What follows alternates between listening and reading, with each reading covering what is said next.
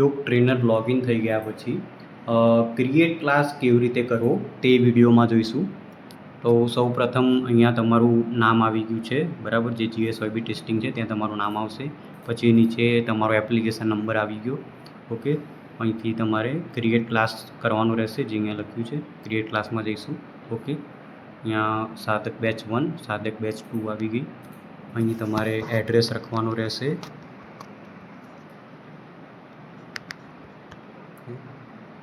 લાસ્ટમાં તમારે પિનકોડ લખવાનો રહેશે.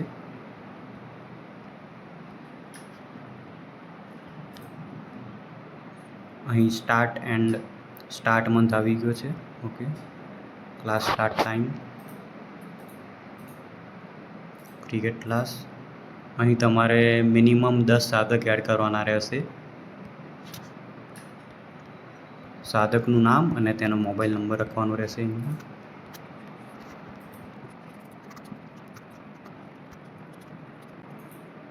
ઓકે, મેં 10 સાધક એડ કરી દીધા છે. હવે હું સેવ કરીશ. ઓકે, યોગ સાધક બેચ 1 ક્રિએટ થઈ ચૂકી છે મારી. ઓકે, મેનેજ ક્લાસમાં જઈશું. મેનેજ ક્લાસમાં યોગ સેન્ટર નંબર આવી ગયો છે, સ્ટાર્ટિંગ મંથ આવી ગયો છે તમારો, સ્ટાર્ટ એન્ડ ટાઈમ આવી ગયો છે, ક્લાસની લોકેશન આવી ગઈ છે.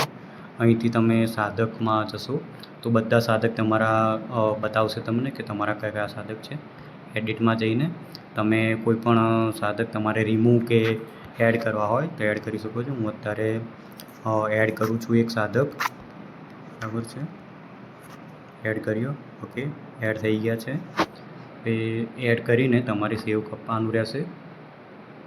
ઓકે, સેવ આપશો એટલે તમારો જે 11મો સાધક છે તે એડ થઈ જશે આમાં. ઓકે.